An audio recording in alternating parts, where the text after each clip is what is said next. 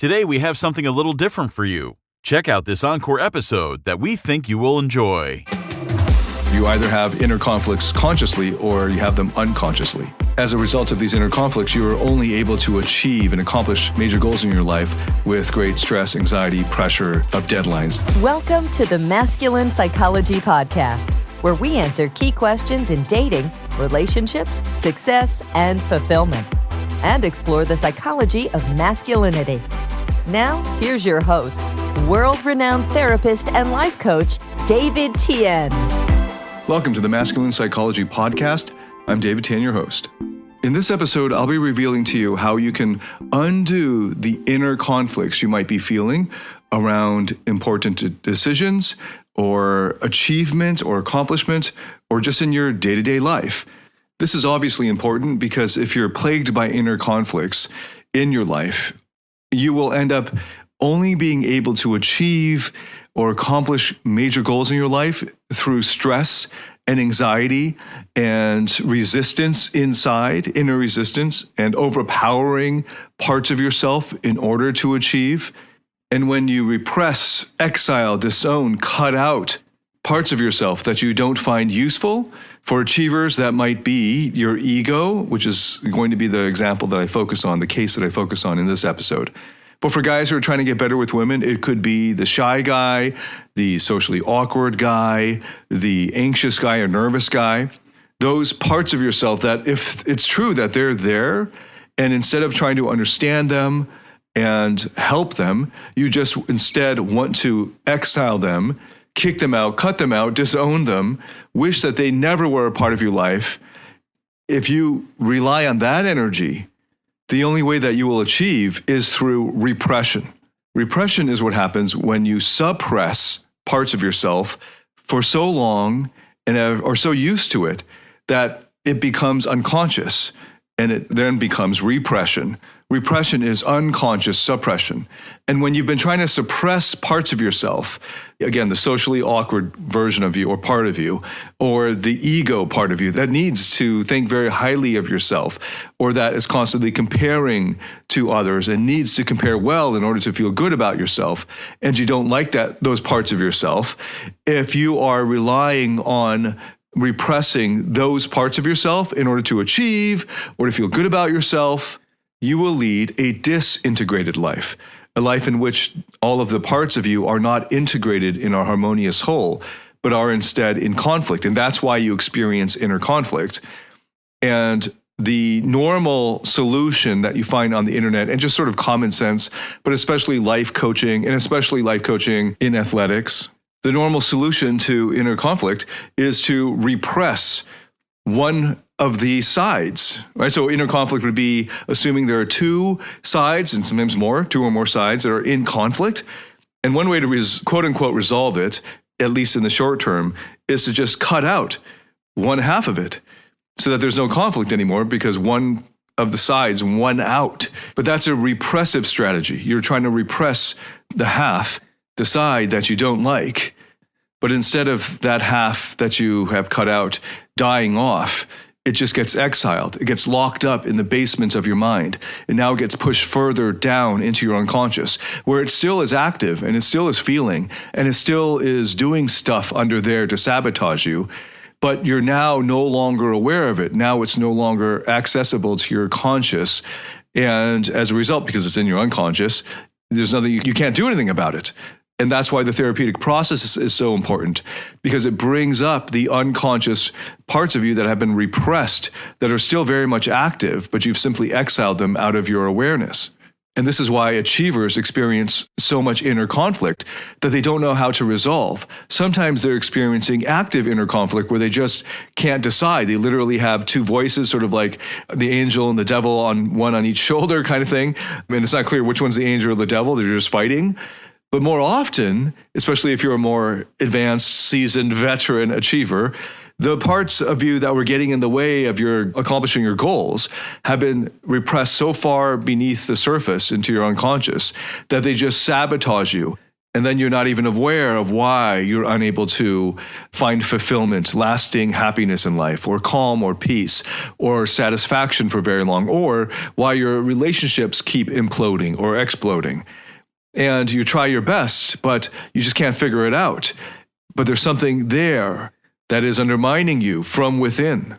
So we start with noticing how you can only achieve through stress or anxiety or pressure.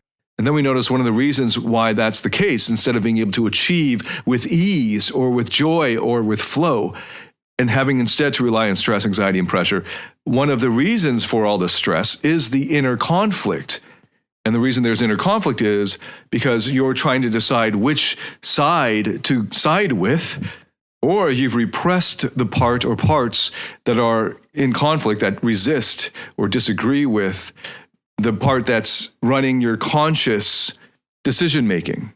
The case that I'm focusing on here is the ego, because this is so common for achievers to think that the ego is the enemy. And I'm not bringing up that phrase in order to attack Ryan Holiday's book on Ego's Enemy. I think Ryan Holiday does a great job explaining the Stoics and Stoicism. Instead, it's that ego is the enemy is a great phrase, and I'm hearing it a lot in the internet that I consume or that I am shown through the algorithms. And I'm noticing that this is now just sort of taken for granted, that ego is the enemy without much explanation. And there was a time when my achiever parts ran with that phrase because it is very consonant with evangelical Christianity and traditional Christianity. And that's something, the ego is the enemy, was a kind of view that I took already since my teenage years and relied on to achieve a lot. To actually the whole time I was in academia, the 3 master's degrees and a PhD, I believed that the ego was the enemy. And as a result, I led a disintegrated life of repression. And I was only able to achieve via deadlines. And the accomplishments were always accompanied, any major accomplishments were accompanied by stress and anxiety and pressure. And now I know better, and I've led many people through this realization that the parts of themselves that they think get in the way of their success or the things that they want to accomplish in order for their need for significance in the sort of external way to be fulfilled, those parts are not the enemy. But if you view them as the enemy and you attack them as the enemy and you try to kill them off or exile them as the enemy, it will only lead to a repressive life. And in the short or medium term, you may not notice this. Plenty of achievers can go for a decade or 2 or more relying on these repressive strategies to get stuff done, especially if they get used to relying on stress, anxiety, pressure, deadlines in order to get things done and not experiencing accomplishment with ease and joy and fulfillment and flow. Because the toxicity in the internal system that repression brings builds up over time, like it rusts or like plaque. And eventually you'll get burnt out. You'll find your work meaningless or no longer satisfying and finding very little fulfillment in it. And then you really have to force it. And then because you're so good at forcing it, because that's what you've been actually doing for a decade or 2, you just keep doing it. But then you start to notice how this has been infecting and sabotaging your personal life. So if ego, or the part of you that needs to think highly of yourself and that compares yourself to others and needs to compare well for you to feel good about yourself, that part of you, we'll just call that provisionally for now the ego. If the ego of the part in you is not the enemy, then what is it and what do you do with it? Well, instead of demonizing your ego or that part of you that is the ego, you could appreciate it for its positive intent. How could your ego have positive intent, you might ask? Well, let me use an example. I have a client whose name is Eugene, and Eugene growing up was bullied. And this is quite common for intellectual types. In their childhood, they probably didn't stand out for their athletic abilities, and they probably weren't socially savvy. But luckily for them, they had intellect. And that was their redeeming quality that gave them some value in the school. So they may not have had much social value on the school playground, but in the classroom, they got better treatment from the teachers, they stood out, they were rewarded. And that was their saving grace. And if they kept at it, they probably would have been identified for some sort of intellectually gifted school. so that they went to the type of school that had or concentrated more intellectuals, more nerds, as they might have been called back then. So then they maybe didn't get bullied physically so much anymore. But now maybe in that school you were intellectually bullied if you didn't know the answer, because now it gets more competitive. And that was the case for Eugene. From about the second or third grade, he was bullied all the way until around puberty. And at that point, he tested into one of the more scholastically difficult or challenging schools. And there he was free from the physical bullying, but now in the classroom, it was a lot more competitive. But he rose to the occasion and did well, because this was a game that he understood. This was a battle that he could win. And he was rewarded for it, both by the school system, the teachers, and so on, and the grades, of course, but also by his parents, whose approval he craved. Because he was rewarded so many times for his intellect, for being smart, and having that reinforced over and over the many years. And this was his way out of being bullied and picked on. His most redeeming trait, the one that he perceived in himself, gave him higher value. In his eyes, the most valuable thing about himself. So by the end of puberty, he adopted being smart as the core of his identity, the thing that made him special. And because his parents, whose love and approval he craved the most, responded with so much effusive adoration as a result of his academic achievements, the proof that he was smart in his eyes and in their eyes. Being smart was the main way that he could prove that he's worthy of their love. And of course, that means that he'd be worthy of love in general. There was that part of him that had to be smart, and then there was, of course, the other part that had to be a good boy, in the eyes of his parents anyway. And those are the two main ways that he was able to prove to himself that he was worthy of their love, and therefore worthy of love. And that drove Eugene to get into a really top Ivy League university, and then to get a graduate degree at a top school, and then in his mid-20s to get in a very high-paying position in a major tech company. But then every time there was a setback, like for university, he didn't get into his top choice, or he only got a mediocre performance review at his job. Or a more recent example is when he got passed up for a promotion that went to, in his eyes, his competitor at the company. Whenever these setbacks came up or threatened to come up, what he called his ego reared in his view, its ugly head. And it would always come up in these comparisons with that closest competitor at work, or other kids who got into a school that he was trying to get into and didn't. And not only did he compare himself to those, of course, that he lost to as a result of these setbacks, but in order to make himself feel better, of course, he was doing this unconsciously, he would compare himself to people who were worse off than him. And every time he did that, he felt superior to them. And the view was, at least I'm not as bad off as this guy. And then other parts would chime in and chastise him, and he'd feel guilty for even thinking the thought. But of course, he still thought the thought. He still harbored these thoughts of these feelings of superiority. Joseph Adler has written quite a lot about this sort of inferiority complex that postures, that overcompensates by focusing on its perceived superiority or possible superiority as, of course, an overcompensation for the underlying and stronger inferiority complex. And that's what was happening with Eugene's ego part.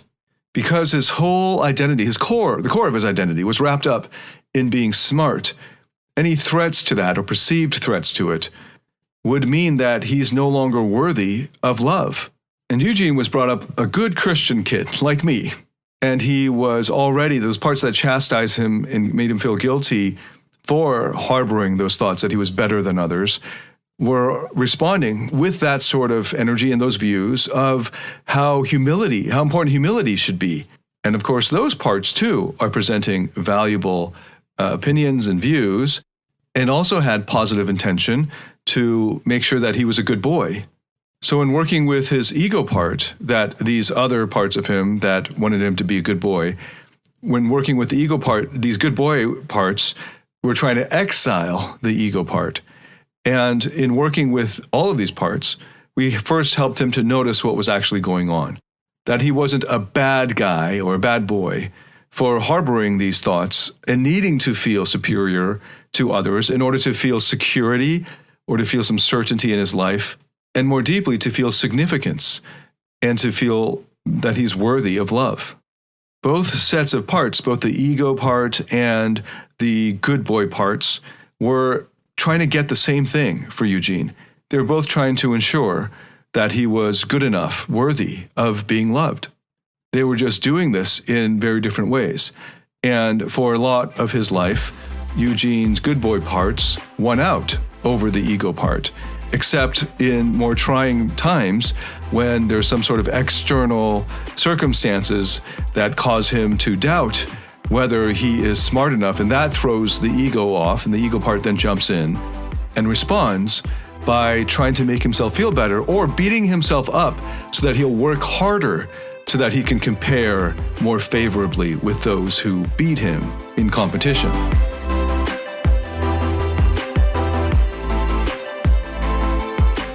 Do you struggle in your interactions with women or in your intimate relationship? Are fear, shame, or neediness sabotaging your relationships or attractiveness? In my Platinum Partnership Program, you'll discover how to transform your psychological issues, improve your success with women, and uncover your true self. Get access to all my current and future online courses by applying for the Platinum Partnership today at davidtianphd.com/platinum. So the first step was just to notice what was going on. That he wasn't a good boy who was trying to fight those bad parts of him that he called ego. In other words, to first notice that the ego is not the enemy. Instead, it's a part of you that's trying to get love. It's just doing it in a way that is no longer working well and is causing more harm than good. So after we got to know the good boy parts, which is one side of the polarization, one side of the conflict, we then were able to turn to the ego part. And the ego part started to show us, as we were able to come to it with loving understanding, first with the acceptance that it is there and it's not a part of you that you can cut out or kill. Part of the working assumptions of IFS therapy and major types of experiential therapy, all the way back to Carl Jung, is that you can't kill any parts of yourself once they're there, fully fleshed out and online. You can only repress them, exile them, lock them up in the basement of your subconscious. But then in a way, they're even more powerful in a kind of lashing out, backlash type of manner, because it's in your unconscious. So because it's in your unconscious, you can't work on it consciously. So the first step is to notice that it's even there in your unconscious so you can bring it out into your conscious so that then you can actually work with it. And working with it here means, just as Eugene did as we turned to his ego part, was to first accept that it is there, and then to move into a kind of interested curiosity about it. Why is it that you're doing this? Well, first of all, what is it exactly that you think you're doing? And getting clear on how it views its own role or its own job. And in this case, the ego, as for most people's ego parts, especially achievers, the ego is there to make sure that you compare favorably with others, because if you compare favorably with others, then you will be rewarded, and most importantly, rewarded with love and connection and approval. And underlying all protective parts, like this is a job that's trying to protect Eugene from being found unworthy and therefore losing love. For all protective parts, they're doing this job because they're trying to ward off some deeper fear. And as you come to them with interested curiosity and acceptance, and as you learn their job, maybe some appreciation for their hard work and their positive intention, then you can turn to this transitional question of, what are you afraid would happen or worried or concerned would happen part, this in this case the ego, what are you worried or concerned would happen if you were to stop doing this job? And when we asked Eugene's ego part this question about its fears, it began to show us, or show Eugene, these memories surfacing that he had long forgotten of the time before he had taken on that identity of being smart as his core value, as what was most valuable about himself. And he remembered these times when he was bullied, and he was looking for some way desperately to distract the bullies and to protect himself from getting bullied the next day, and other things that he had tried that he saw other kids try, like cracking jokes or fighting back, didn't work for him, partly because he wasn't particularly athletic at that time and he was outnumbered. So that was the fighting back part. That actually made things in a way worse because it confirmed to the bullies that they could do anything they wanted and there would be no physical repercussions. And when he tried to be funny, he just wasn't very funny. I think even now to this day, he's not particularly funny. So instead, he eventually found this way of compensating for being picked on as his intellect. And that was what he leaned on to get him out of that situation. And this fear of the ego was that if he couldn't be proven smart, so it was constantly scanning, am I smart enough? Am I smart enough? Am I good enough? Am I intelligent enough? Am I proving that we will continue to become smarter and continue to achieve more? Constantly scanning was coming from a time when he was afraid that if he ever were to be found wanting in terms of intellect, then those fears would come rushing in where he would get bullied, and even worse, then he would be proven to be unworthy and insignificant. And ultimately, the ego showed a memory of the time when he first tried to bring the bullying to his parents' attention. And this he had long forgotten. And his parents brushed it off. They didn't take his pain seriously. The adult Eugene thinks it has to do with how much stress his parents were under as immigrants just to get by. They owned a shop that required all of their attention from the morning when they opened until very late at night when they closed. And adult Eugene thinks that they just didn't have the bandwidth to be able to take on their boys' problems at school. So he had to figure it out himself. Of course, when he started to get really good grades and really distinguished himself scholastically, intellectually, and he did very well on those standardized tests that would get him entrance into various prestigious schools, even at the younger age. His parents paid a lot more attention to him, and they started talking about him to their friends, and so he felt special as a result. And this became, as I'd already charted out, the core of his identity, and it became, in his eyes, inseparable from who he was. So that if he were somehow to lose his intellect, maybe in an accident or something, it would be such a shock that he might as well kill himself because he wouldn't know who he was and he would think of himself as not having any value or much value. So after learning all this about how the ego part came online as a result of needing to protect Eugene from being bullied physically and verbally, but also of ensuring and getting more of the love and connection that he craved from his parents, and then having that linked to the worth, his worth, being linked to his intellect as the way he can secure love and connection. He was then able to fully appreciate and understand why the ego part was so harried, why it was always so panicky, and had this feeling of anxiety accompanying it, of constantly scanning whether he's good enough compared to that person or the other person. And that's what the ego does. The ego comes up and compares. When you compare favorably with the people you're comparing against, you pat yourself on the back and you have this smug self-satisfaction, and that's linked to a kind of superiority complex. And when you compare less favorably, you feel inferior and you really beat yourself up. So these are extremes of highs and lows. The ego part is constantly feeling anxious because it's constantly comparing. And when it compares well, it's on a high. And when it compares poorly, it's on a low. And it's constantly scanning. And it's constantly going up and down. And it really depends on, it's totally subjective, who you're comparing it yourself to.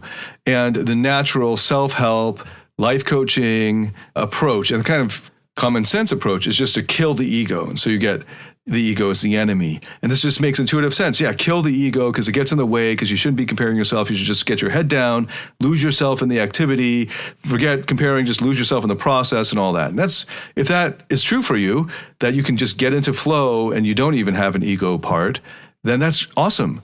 But if you happen to find an ego part and it's comparing, it's going to be almost impossible for you to actually kill it. If you demonize it as the enemy, the best you can do is to lock it up in your unconscious, where it then will sabotage you from underneath and undermine you. As I was sharing earlier, you either have inner conflicts consciously or you have them unconsciously. as a result of these inner conflicts, you are only able to achieve and accomplish major goals in your life with great stress, anxiety, pressure of deadlines, and that sort of thing. The sort of approach to work that most achievers are very familiar with. And that leads in the long term to burnout, but even worse, to a feeling of sort of meaninglessness and a kind of emptiness and inability to actually derive much satisfaction or fulfillment from your accomplishments that you sacrifice so much for and work so hard for. So the thing to do if you want love, joy, fulfillment in your life is not to see the ego as the enemy, but to see the ego as a part of you that's got positive intent and to appreciate it for that. Because if you can appreciate that part, the ego part of you, it will relax, and then it will show you how it started this job. And then it will reveal to you the underlying fears and insecurities and worries and concerns that are driving its activity of constant comparison and needing to compare well with this sort of frenetic, frantic, anxious energy. And once your ego part trusts you enough to show you how it started this job, the sources of its fears and insecurities and of its identity, of its very being, how it started to take on this job, then you can go through an unburdening process. I have something akin to that in my online courses, which you can access through the Platinum Partnership. And you can also do this unburdening process with a good IFS therapist. And there are other types of therapy that have their own version of this, like Gestalt therapy, for example. And as a result of this unburdening process, that ego part is able to let go of these fears that are driving its constant comparison. Now, one extra step that you find, especially in IFS therapy, that I'm only throwing here at the end so as not to tempt those who have not even started this therapeutic process of turning toward their ego, is that the ego is actually protecting a more vulnerable part that was being hurt. And in Eugene's case, it was the part of him that was expecting his parents to be able to protect him from the bullies, or that they would at least come to him with understanding in their presence and so on. And when they didn't repeatedly, eventually this ego part jumped in and said, "Of course they wouldn't do this, you sniveling idiot, you pathetic little thing. We have to achieve in order to be worthy of their attention. We've got to figure this out. We have to come to a solution and implement it." And at that time, that gave birth or activated multiple parts of him, including this intellectual parts, the achiever parts, and one of those parts was the ego, whose job was to monitor whether they were on track. And he did that by scanning the sort of like intellectual status of the other people that he would be in competition with. So I just wanted to point out there is that further step very commonly that there is a more vulnerable part that the protector is protecting. That's why we call them protector parts. All of this will become clear as you go through these various steps in the therapeutic process. So that's what I recommend. And if you want to stop relying on stress and pressure in order to achieve your goals, and instead you want to actually experience what it's like to accomplish with ease because you're in flow, and to find fulfillment in your work and in the activities that you do during the day and in your personal life, and you want to be able to be self-sufficient for love and connection, to be able to meet your own needs for love, connection, significance, worthiness yourself, which, by the way, is the prerequisite for a lasting, successful, long-term relationship, and is a prerequisite sort of laying the foundation for experiencing unconditional love. Then don't see your ego as your enemy. Your ego is not your enemy. It is a part of you that has positive intention and is trying to protect you from some kind of hurt or pain. And it's probably been working very hard. And the first thing you can do after you notice it and come to a place of acceptance of it, that you can't kill it off and you wouldn't want to, is appreciation. Your ego is not your enemy. Your ego actually has positive intent and it is craving your appreciation. And when it gets your appreciation, it will reveal to you its sources of its insecurities and its fears. And when it does that, it'll be ready to let go of those so that it can take a new role in your life, one that is actually constructive and is a healthy, positive role, and one that it enjoys. And as a result, it will come into a naturally more harmonious integration with the other parts of you. If this sounds appealing to you, if this is something you're interested in, check out my online courses. The Platinum Partnership is a really great way to start on this therapeutic process. And thank you so much for listening. Let me know if you have any feedback, any comments. I love reading your comments. And please share this with anyone that you think would benefit from it. Thank you so much for listening. I look forward to welcoming you to the next episode. Until then, David Tian, signing out.